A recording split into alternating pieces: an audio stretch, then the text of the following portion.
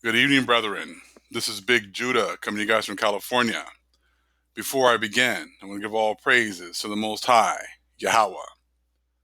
I also want to give acknowledgement to the earthly mother, who is wisdom, who is the Holy Spirit. I also want to give acknowledgement to Yahweh Shai. Pray that the Most High blesses this lesson today and gives us knowledge and understanding of this new era that we're moving into, and gives us direction and clarity, not just for ourselves as a Hebrew community, but also for the Gentiles as well. As I've been doing some more research and studying, I was led back to one of my favorite books that I enjoy reading. It's called The Shepherd of Hermas. And it's very appropriate, some of the things that the Most High led me to, because he's shown me that we are all out of sorts. Hebrews, Gentiles alike. That none of us are fulfilling our intended actions or our intended goals that the Most High has set for us. The Most High sets up the entire world, and we all have specific functions. And the Hebrews have been in captivity and forgot who they were, and it was prophesied that they would remember who they were in the land of their captivities. And that has happened. It was also said that we will remember the ways of our fathers. That's also happened. And that we will begin to follow the ways of our fathers and ask for forgiveness. That has also happened. But our true intended function is something that has now been, I feel, revealed again. We knew it before. The other nations knew it before. And actually, when you read some scripture we're going to get into, you're going to see it. But it was something that was lost while we suffered through our punishment. And now that we're coming out of that 400 years of captivity, the Most High is revealing again what our true function is, as well as the Gentiles. And in this other book, when we're going to read shortly, we're going to show you, well, I'm going to show you today what the Most High showed me so I can share it with you, so that we can begin to put this world back in order. So the Most High can have us perform our true functions for this world as well as the Gentiles. I see that many people, have come into the truth, and they're just content with knowing that they're Hebrew. Well, thinking that they're sure that they're Hebrew. Because many people seem to make videos and talk about how they're 100% sure that they're Hebrew, and they're 100% sure that this person is not a Hebrew, or this person is not a Hebrew. And it's 100% positive, no doubt about it, that all these people here aren't Hebrew. It can't be one. Now, I haven't seen any scripture that says that in the last days, or any days, that any of us would be able to tell who is Hebrew or who is of the chosen seed just by looking at them. But I do know that the Most High says that he's going to send his angels to separate the wheat from the tares. And the reason he has to do that, well, why would he have to do that if we already know who all the wheat are and who all the tares are? Just for someone even suggesting that they know exactly who's who by looking at them, by certain physical characteristics, would then make the Most High a liar. Because he never said that anyone was going to know exactly who is who by looking at them. So anyone who's telling you this is a liar. Anyone who's telling people that they know exactly who's who is a liar. Even if you go through the curses, not everyone suffers all the curses at the same capacity. Some people suffer curses in different ways. Not everyone has suffered all the curses the same. But I think that a lot of people like to feel this way because they like to feel empowered. They like to feel that their ticket is already punched and that they're for sure gonna make it, only because their skin is a certain color. So therefore, they don't need to study or read or grow or do anything because their salvation is wrapped in their skin color. And if people think that that's all that the Hebrews are set up for, just so that we can wake certain people up and tell other people that they can't make it, you think that's the only thing that the Most High has set up the awakening for? I'm here to tell you that there's a lot more to the truth than just this. Now, if you look in the world, we know that everything has their functions. Plants has their function. Humans have their function. Plants and humans need each other in order to exist. Plants and humans need each other in order to be able to perform their functions, and as well as make fruits. We need oxygen from the plants in order to be able to live and do the will of the Most High and produce fruits for Him. We need to give the plants carbon dioxide in order for them to produce food for photosynthesis. Okay, in order for them to perform their functions, in order for them to provide food for us. It's a very delicate balance how everything works together. And when one doesn't perform its function, the other one will perish as well.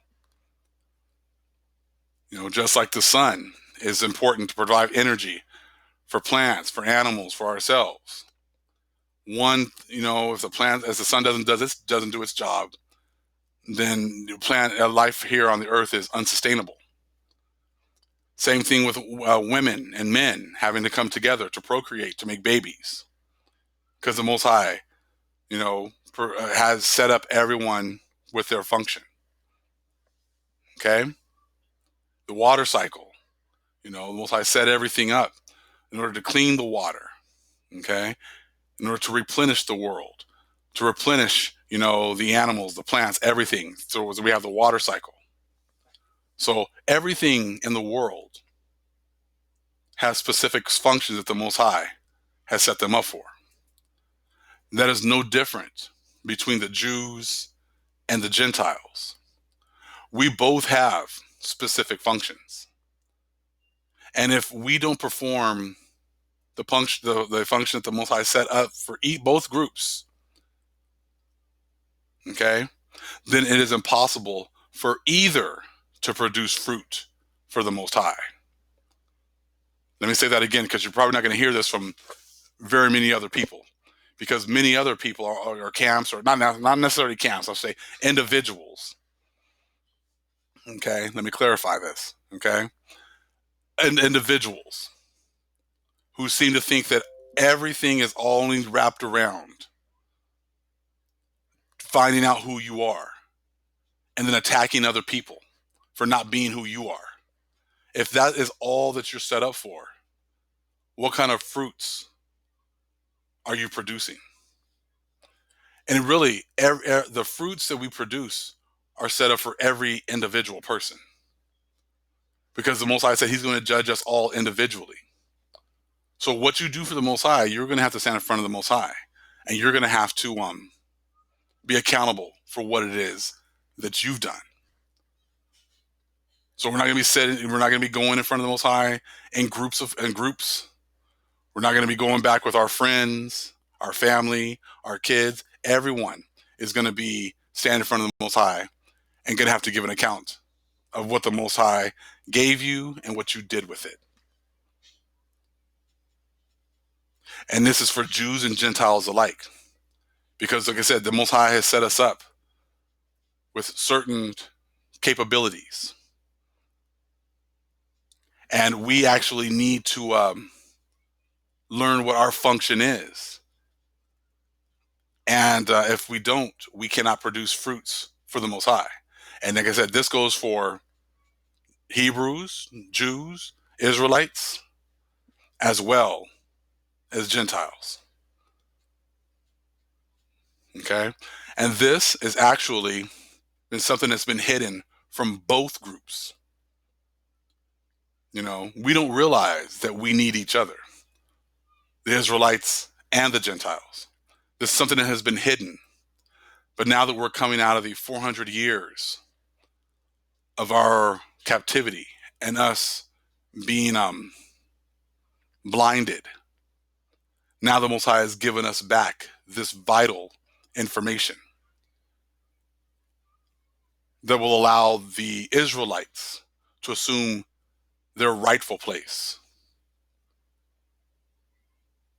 as well as the Gentiles to assume their rightful place. The Most High has plans for both Jews and Gentiles. And that's what we're going to be getting into today. So like I said, this knowledge has been hidden from both groups, but the Most High is now bringing this knowledge and understanding back to the people. Here we go. This is actually it's a parable from the shepherd of Hermas. It's from my Lost Scriptures book, chapter 51. I'm going to read it, kind of talk about it a little bit as we go through it, okay? While I was walking in the field and considering an elm tree and a vine, reflecting on them and their fruits, the shepherd appeared to me and said, "Why are you asking yourself about the elm tree and the vine?" "I am thinking, Lord," I replied, "that they are extremely well suited for one another."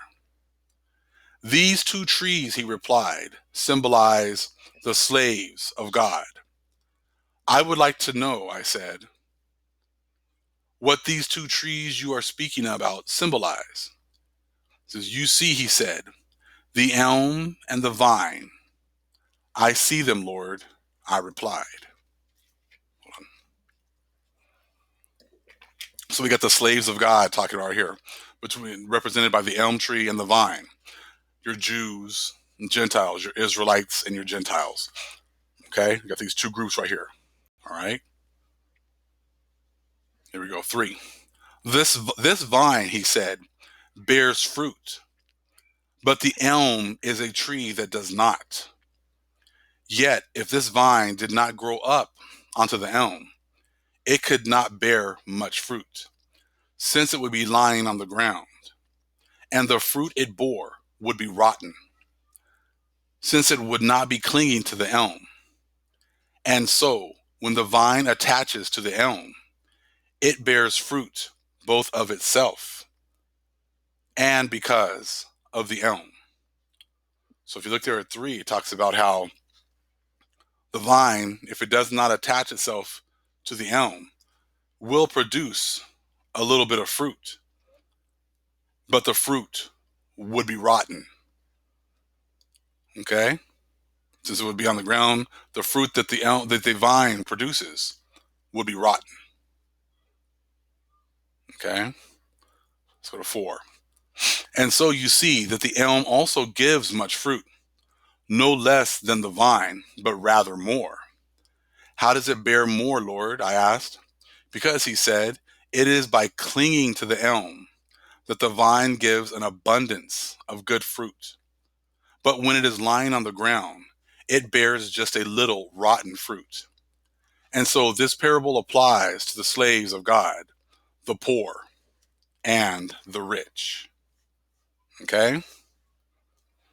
So by clinging, the vine clinging on to the elm, all right, the vine is then able to produce much good fruit, an abundance of good fruit. But when the vine is separated from the elm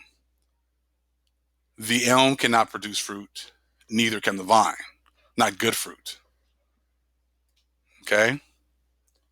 So when the vine, which is representative by representing the Israelites, when all we do is just worry about hate and what was done to us,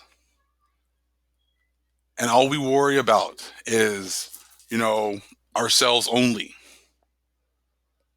we can only produce a very small amount of fruit.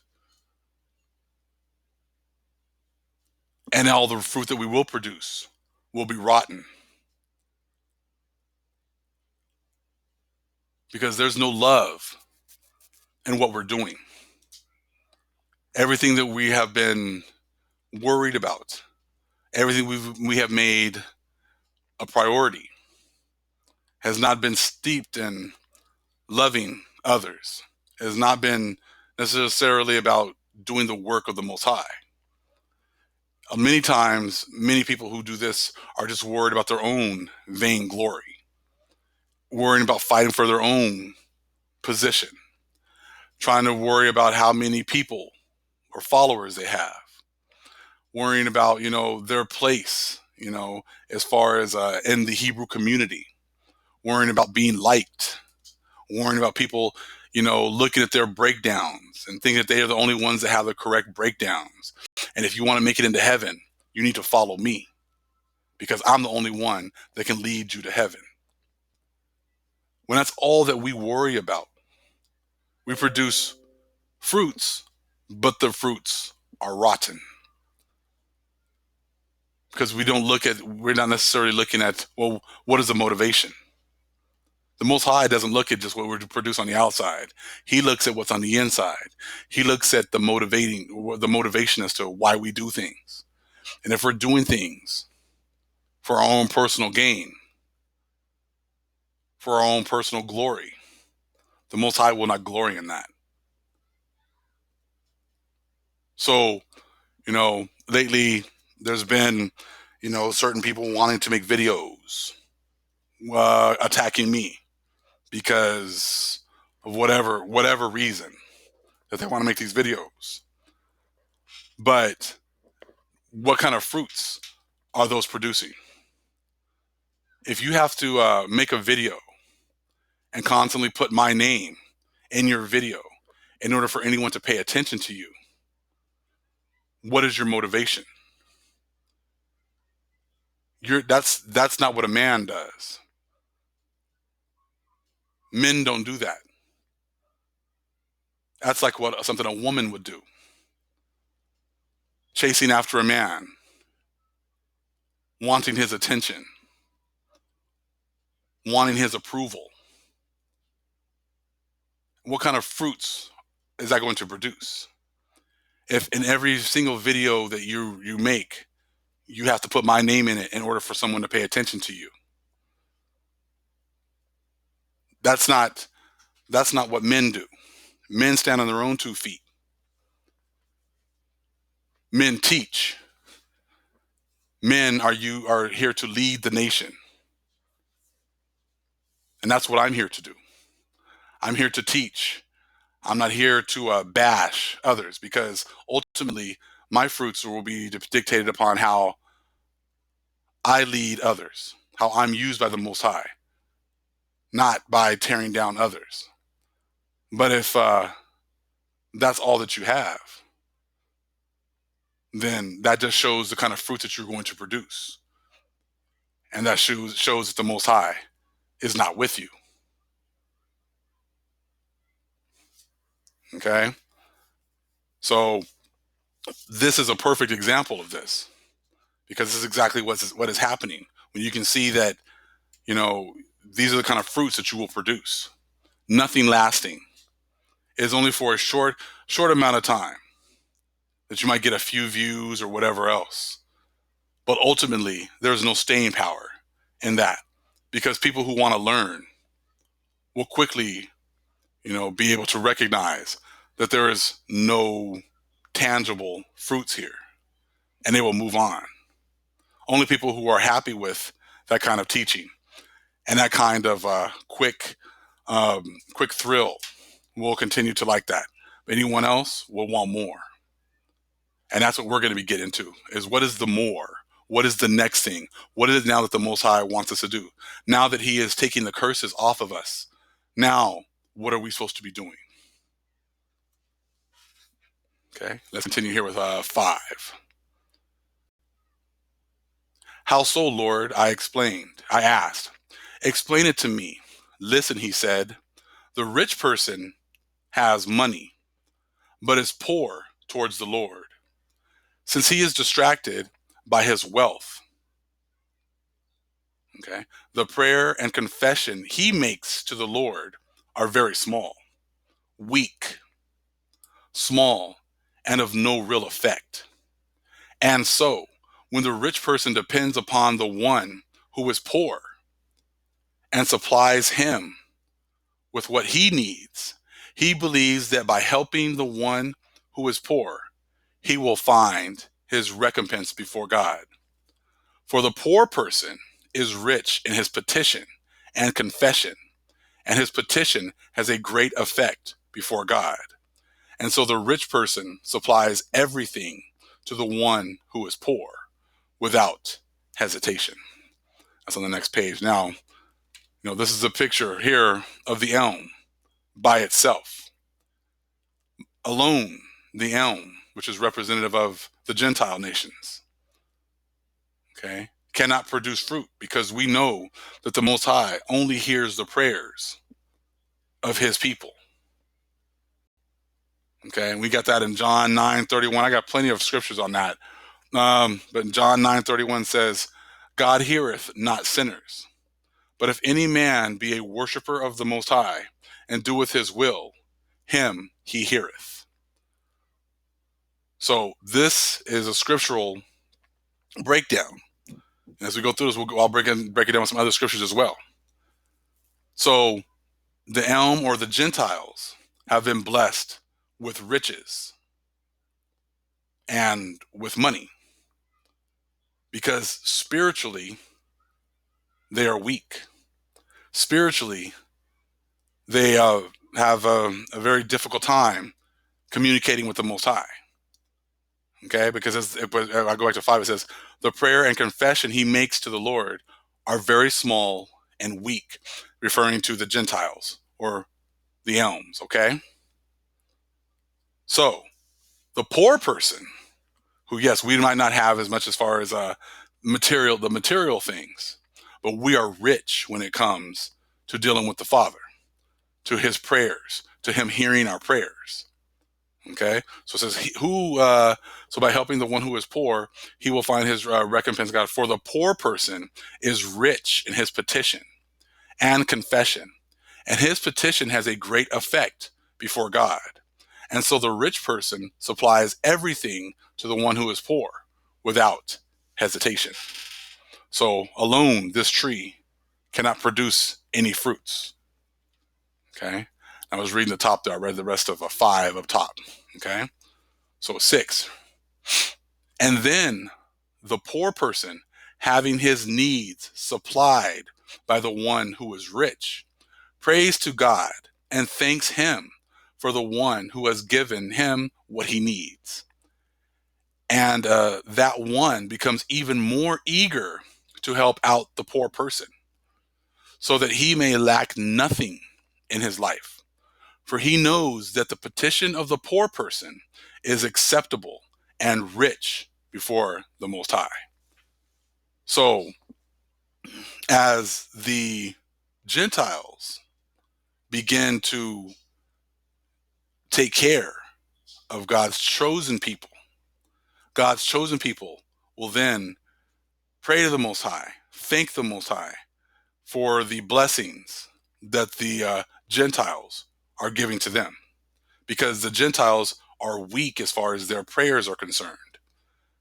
So it works out together. Just like I talked to you earlier about the humans and the plants working together in order to produce the fruits of the world. This is the same thing that's going on here, and this is going on as far as establishing fruits for the Father. Alone, neither can produce good fruits, and that's what we talked about earlier. The elm cannot produce good fruits because the elm cannot make supplication to the Most High.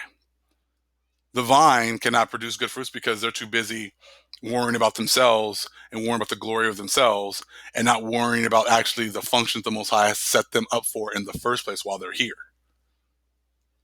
They've lost that. But that was something that was taken away. Okay? So let me continue with 7. Very important right here. And so, here is how both accomplish the will of the Most High right here in 7. And so, both accomplish their work.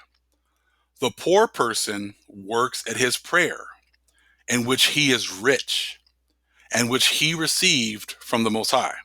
So the Hebrews, the Israelites, we will then, work at our prayers. And that's something that we are rich in, our relationship with the Father. And then we receive that from the Most High. Okay? That was our gift. The fact that we are able to communicate with the Most High, pray to the Most High, and He hears our prayers. That was a gift that the Most High gave the Israelites. Okay? And it says, and He gives it back to the Lord who supplied it to Him in the first place. So we give back the gift that the Most High gave to us because we're praying. We're using our prayers that the Most High had given us in the first place. Next. So too, the rich person does not hesitate to supply his wealth to the poor person, since he received it from the Lord.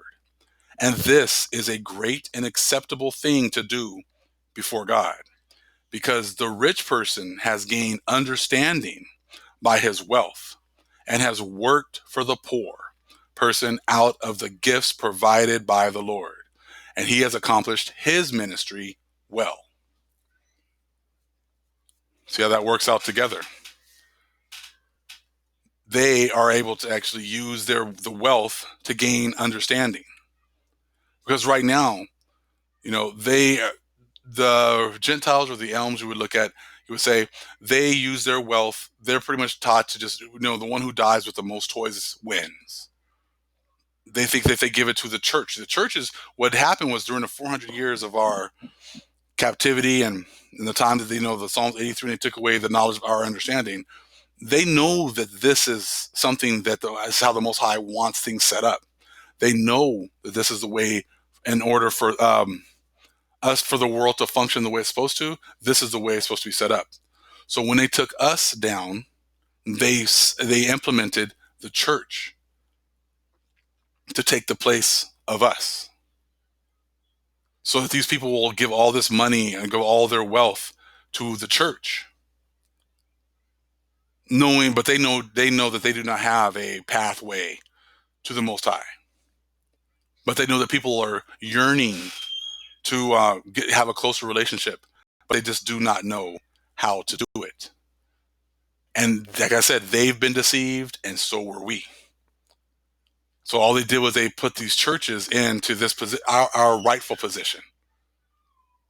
That's what has happened. That they put the churches into our rightful positions once we were taken down. But now the Most High is showing he's bringing that knowledge and understanding back to, these are the ones that you need to bless. These are the ones that you need to take care of. These are the ones you need to give the wealth to. Ultimately, it's all ours anyway. But the Most High was so gracious, even to the other 8 nations, that yes, He allowed them to get fat on the earth, enjoy their blessing. But now at the end, the ones that the Most High is going to call in, He will call the correct people. He will call the alms. He will call the correct Gentiles that he wants to have mercy on, and they will bless God's chosen people again. It's in the prophecy, and it's going to happen.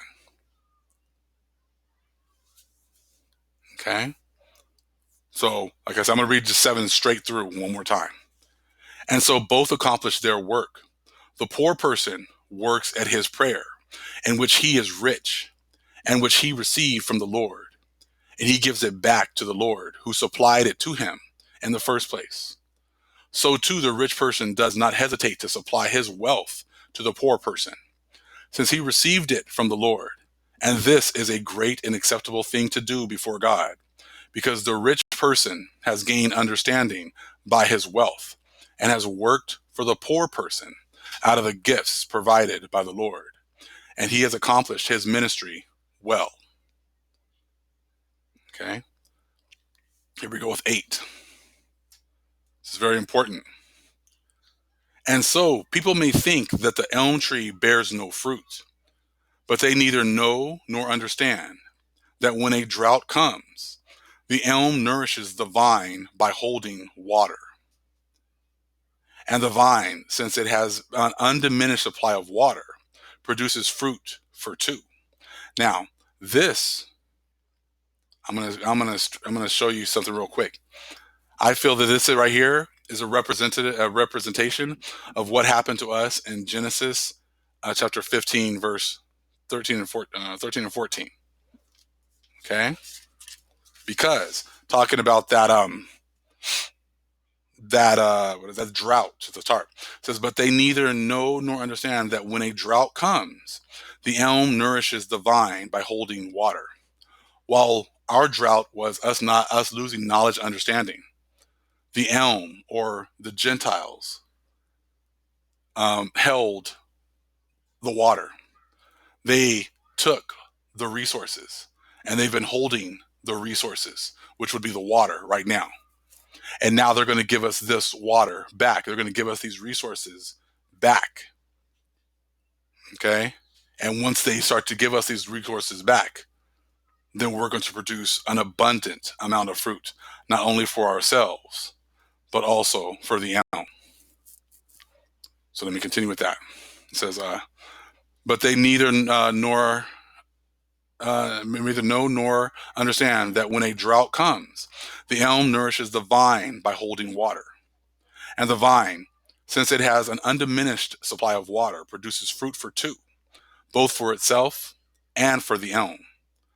Thus also those who are poor, who pray to the Lord on behalf of the rich, bring their own wealth to completion. See that right there? We're going to bring our own wealth to completion by doing what the Most High has, accomplishing the function that the Most High has set up for us. And our function is to pray and make supplication for these Gentiles, as well as our own people. Okay? But actually praying and making supplication for the Gentiles is also part of our function as they bless us. Okay? Let me continue. Let's see. Thus also those who are poor, who pray to the Lord on behalf of the rich, bring their own wealth to completion. And again, those who are rich and supply the poor with what they need, bring their souls to completion. So the Most High is going to make them come and bring their riches to us in order to fulfill our needs. And as they do that, we will then pray for them, and the Most High will bless them as well as He's blessing us. And it's a cyclical thing, just like just like the water cycle. It's just a cyclical thing. That's the way the Most High set this up. But right now, it hasn't been working the way that it was intended. Let me continue with 9 and 10. Both then share in an upright work. And so the one who does these things will not be abandoned by God, but will be recorded in the books of the living. Happy are those who have possessions and understand that their riches have come from the Lord. For the one who understands this will also be able to perform a good ministry. See how that works?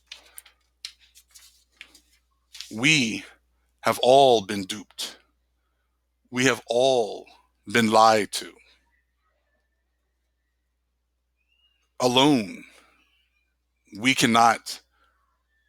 Alone, we cannot do the functions that the Most High has set up for us. The elm, as well as the vine. There's 10 right there. Okay.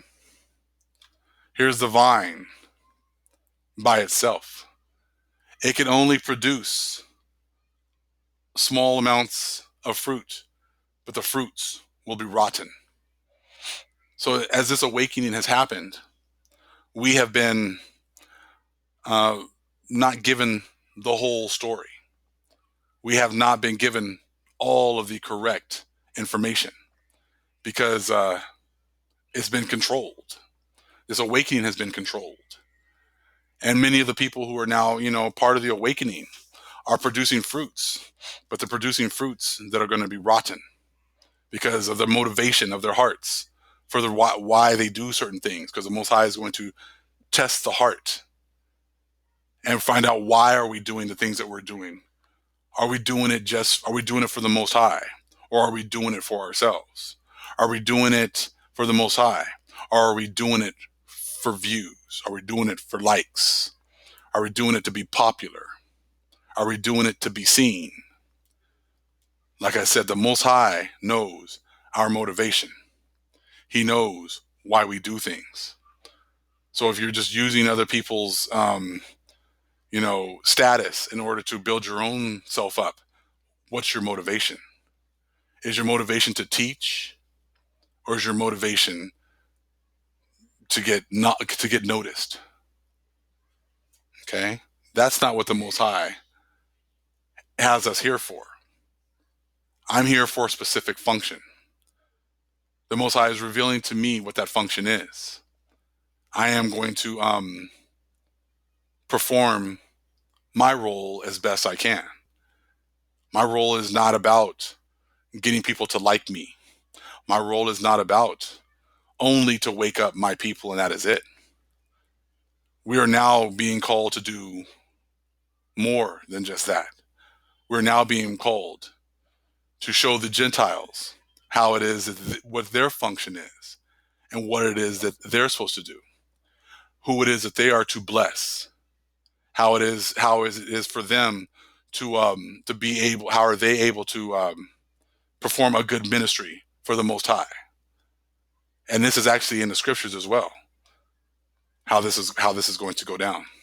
This is a little example of what happens when the vine is with the elm. This is what the Most High had in mind. How the vine here is crawling up the elm and producing much fruit together. The elm is supporting the vine. The elm is giving the necessary water in order for now the vine to be able to do its job. The elm's job is to provide the sustenance, to provide the wealth, to provide the things that the vine needs. Israelites' job is going to be to pray to the Most High, because that's what the Most High gave us as a blessing, to be able to pray for the ones who bless us. That's a much deeper understanding now of that Genesis 12. Bless those who bless you. I'm going to bless those who bless you. This is showing you how, because this is the way the Most High has set this up. But we're too busy just worrying about the other nations going into slavery. The Most High will take care of whichever people need to go into slavery. That is not our job. And to sit there and say that all these people did this to us and all these people are going to get this, that shows you again, that is an Edomite concept. When you start dealing with absolutes, that's Esau. Esau is the one that deals with absolutes. Esau is the one that wants everything easy. Esau is the one that says, not one of these group of people can be a Hebrew. He's the one that says all Hebrews look just like this. He's the one that says, all you Hebrews came from Africa. Most High doesn't deal with that. When he sent the destroyer down here and to kill the firstborn, did the Most High not know who was the firstborn? Of course he does. And he destroyed the firstborn, not only of just people, but also of the livestock. So you think that if he can tell which one is the firstborn of livestock, he can't tell which one of his people is going to be mixed in with every single group of every single nation? Of course he knows.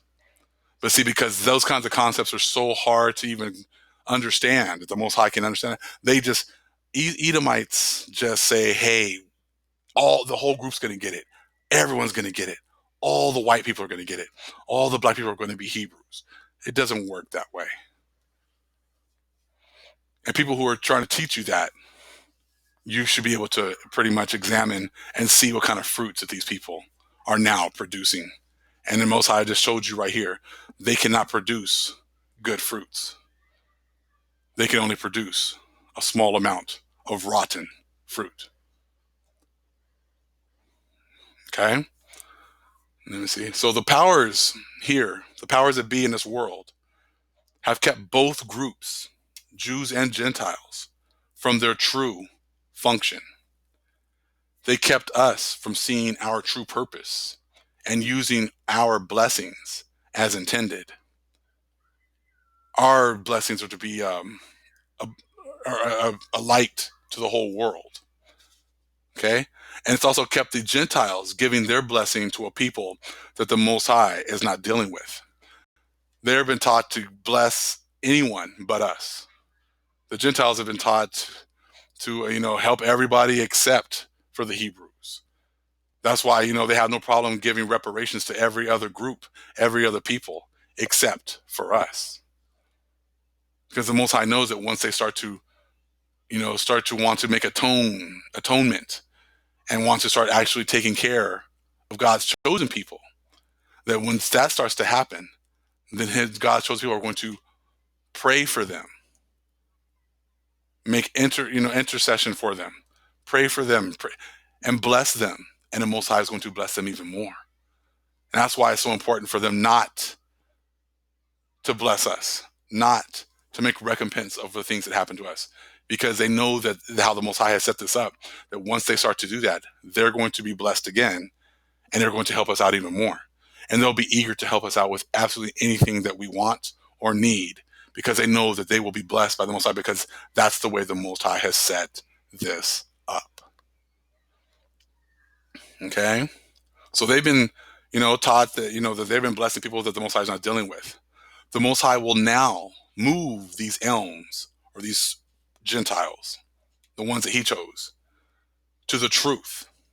And they will begin to bless the true chosen people and provide for their needs. In turn, we will then make prayers and supplication for them. This is what the Most High intended, and this is what is being given back to us. This is the true function that we have been set up for in this world. And this information is now being given back to us. He's already putting it on people's hearts. You're starting to see more and more stories of people talking about reparations. We need to pay reparations, but they always stop with, well, how do we do this? How do we know who's who? All you're gonna know now, the Most High is going to start to make it plain. The Most High is going to put it in your heart. I have a PayPal account, and I'm going to put the link here in the description box for any of the alms that are going to be motivated to start to actually perform their function that the Most High has set them up for. Because now we're going to start to set things up so that we can perform our functions the way the Most High wants it to, and so you can perform yours as well, so that you can perform a good ministry. Because that's the way the Most High has set this up. Okay? Now, if you take a look at Genesis chapter 15, so this is all biblical. And this is all starting to make a lot more sense. Genesis chapter 15. Let's see here. Verse 13 and 14. And he said unto Abram, know of a surety that thy seed shall be a stranger in a land that is not theirs, and shall serve them, and they shall afflict them 400 years. Now we're coming out of that 400-year of affliction. That's part of the reason why we're getting this knowledge, understanding back. That's why we're getting to our function with the Most High has set this up, how he set this up in the first place. Look at 14. And also that nation whom they shall serve will I judge, and afterward shall they come out with great substance. That great substance is also referring to the fact that many of these Gentiles or the alms are going to begin to give the money, the resources back to the people. That's all part of it. And he's going to allow some of them to be able to perform a good ministry. And the Most High is going to be the one who's going to put it on their hearts to do so. He's done it before, many times before. You don't think if the real Gentiles have their eyes open to who the real true chosen people are, and they realize what their function is, they've been giving their substance to a lie this entire time. If the Most High doesn't opens their eyes to the truth, you don't think they're going to try to even give even more to the truth, to the true people, in order for them to try to be pleasing to the Most High? The only reason they were given what they were given was in order to keep that water, so that when we wake up, they're going to provide for us, so that then we can then concentrate on performing, producing more fruits for the both of them. All right. This has actually also happened in 1 Kings with Solomon, and the nations were giving tribute and giving tribute to Solomon and the Israelites, and Solomon was actually. Let me read a little bit of that. Actually, I'm not going to read that because actually I want to move something. I better read it. Let me go to 1 Kings chapter 4, verse 21. And Solomon reigned over all kingdoms, from the river unto the land of the Philistines, and unto the border of Egypt. They brought presents and served Solomon all the days of his life.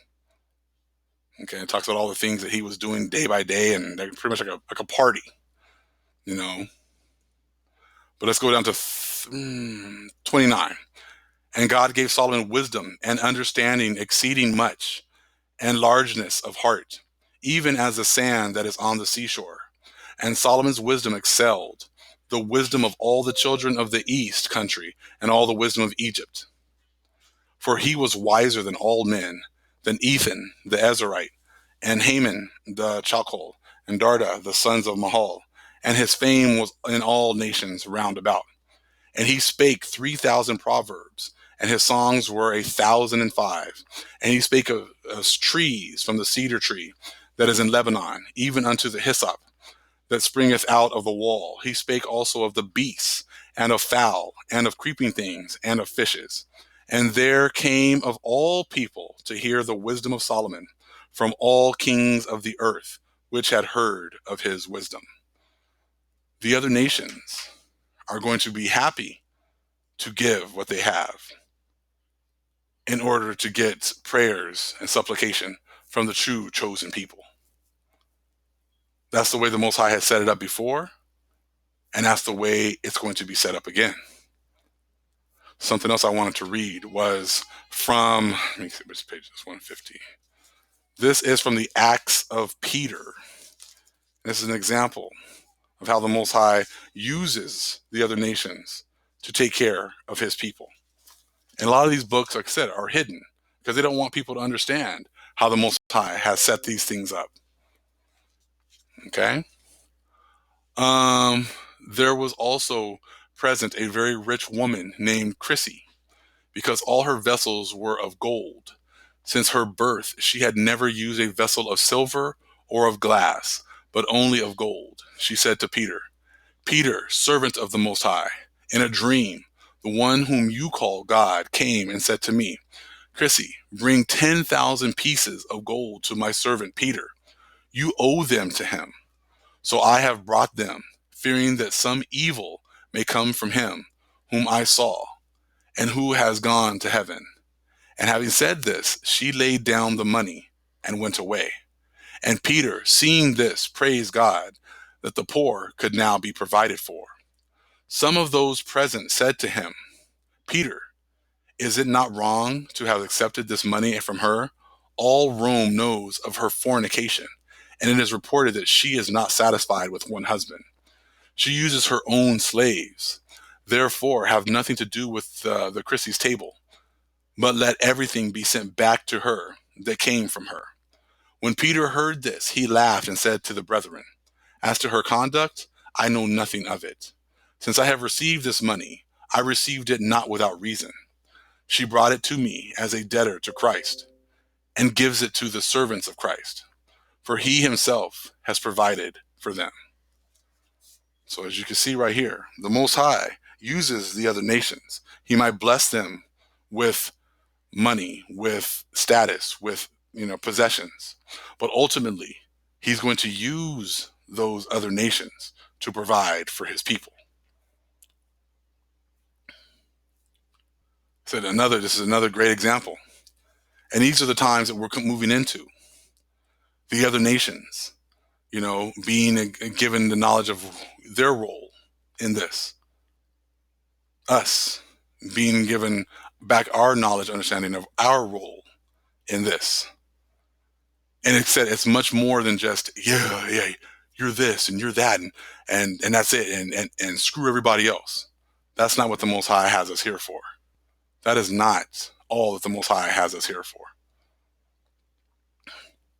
And at times, that might be what the Most High has as our function. But at other times, this is our function as well. Okay? Now, let me see here. You got the story of Rahab and Joshua. Now, she was blessed for helping out God's chosen people. But something that I wanted to read real quick, kind of gets into this as well, is Cornelius. If you go to Acts 10, when you start to read and you start to realize this whole thing with the concept with the alms and the vine, you'll start to realize that actually Cornelius was a Gentile who would be considered an elm. Okay? Let's read first couple of verses here. There was a certain man in Caesarea called Cornelius, a centurion of the band called the Italian band, a devout man, and one that feared God with all his house, which gave much alms to the people and prayed to God always. Now, alms is like giving, I made sure I looked that up. Well, let me just continue. He gave alms, okay? That's like giving things to the poor, giving money to the poor, giving food, giving sustenance to the poor. That's what you're going to be talking about when you talk about alms. So just like what it talked about how the alms were supposed to be taking care of the poor or the Hebrews, that's exactly what Cornelius was doing here. Let's go to 3. He saw in a vision, evidently about the ninth hour of the day, an angel of God coming into him and saying unto him, Cornelius. Now this is really important in the 4th verse. And when he looked on him, he was afraid and said, What is it, Lord?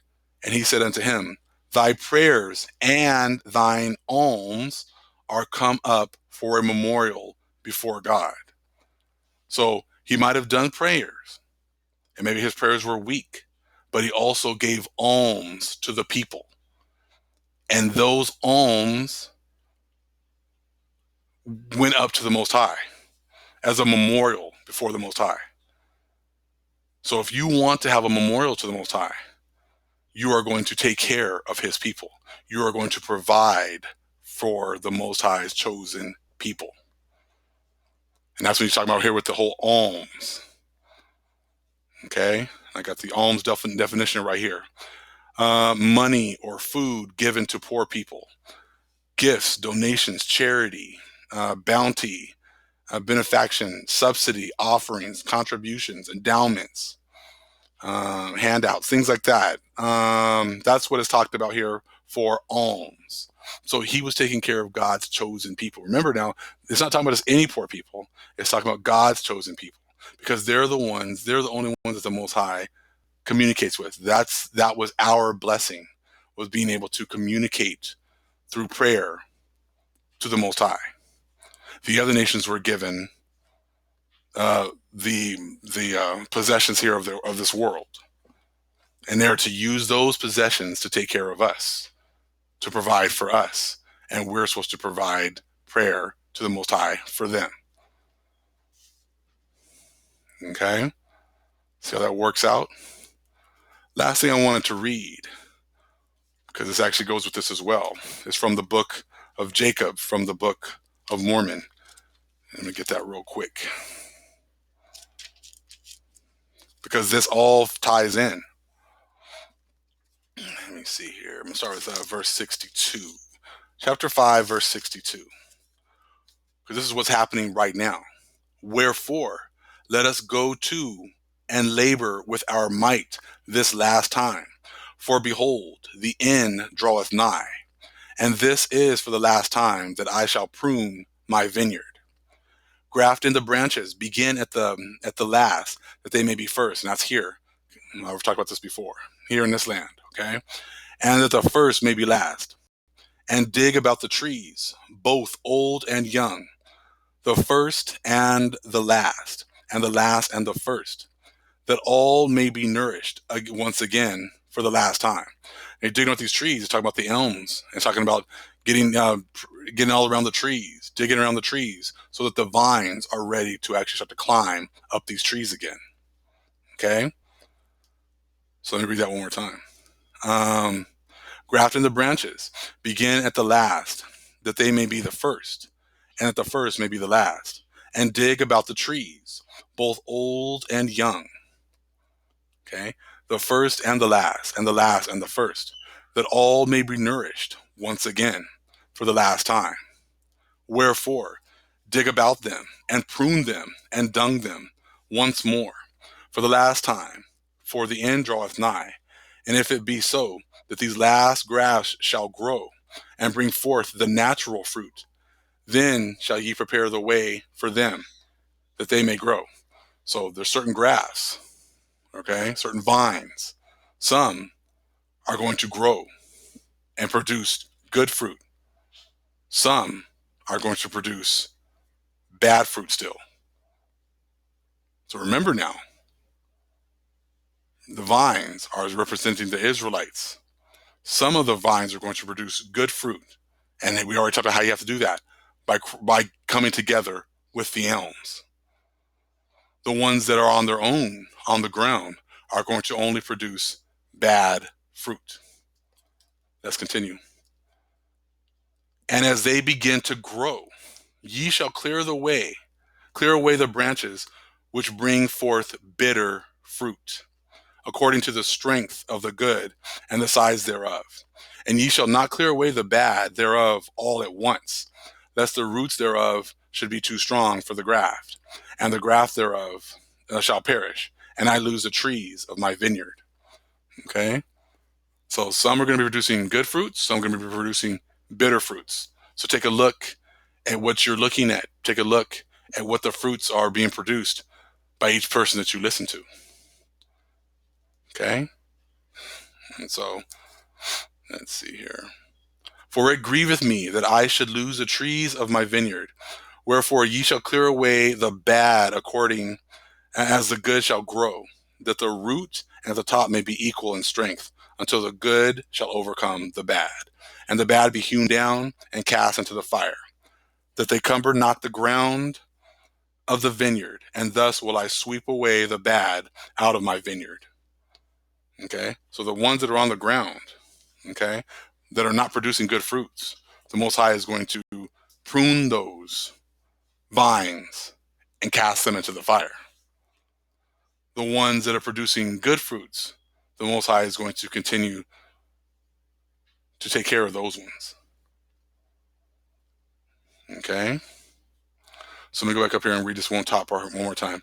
And if it be so that these last grafts shall grow and bring forth the natural fruit, then shall ye prepare the way for them, that they may grow. So the ones that are producing the natural fruit are the ones that the Most High is going to keep. And he's going to prepare the way. And how is he going to prepare the way? By getting rid of the ones that are producing the bad, bitter fruit. And it says, and as they begin to grow, ye shall clear away the branches, which bring forth bitter fruit, according to the strength of the good and the size thereof. Remember, there's only one group that produces fruit, and those are the vines. And the vines represent the Israelites. The ones that are producing good natural fruit will be able to remain. The ones producing bitter fruit will be cleared away and burned. This has nothing to do with the alms. This has to do with the fruit produced by the vines, by the Israelites. So it always says you will know them by their fruits, because that is how you know which ones are producing bitter fruits and which ones are producing good natural fruit. So as you can see, the Most High is bringing back this knowledge and understanding of our true function, our true calling. And our true calling, as you can see now, is not just to attack each other, to try to lift ourselves up. Our true calling is to be the light of the world. Our true calling is going to be to come together with the alms. Let them perform their function, which is to take care of us. While they take care of us, then we take care of them by praying for them, which is what the Most High has blessed us with. We might be poor as far as material things here in this world, but we are very rich in spirit. The other nations are very poor in spirit, but rich in possessions. Only by coming together will we then be able to perform and produce the fruits that the Most High has intended for us from the beginning. Separate, we will never be able to amount to anything. So like I said, I'll put my PayPal information in the description box for any of the alms that are motivated to start this process. This is for the alms. This is not for the Israelites per se. Okay, this is an opportunity for us to start to make to actually complete our natural functions. All praises to the Most High, Yahweh. Again, acknowledgement to the earthly mother, who is wisdom, who is the Holy Spirit. Acknowledgement to Yahweh Shai. I pray that this lesson blesses you and gives you knowledge and understanding under the times that we are now moving into. And to thank the Most High for him opening our eyes and giving us back our true function, our true purpose on being here. And our true purpose is to provide the fruit that the Most High has wanted us to produce from the beginning. Shalom.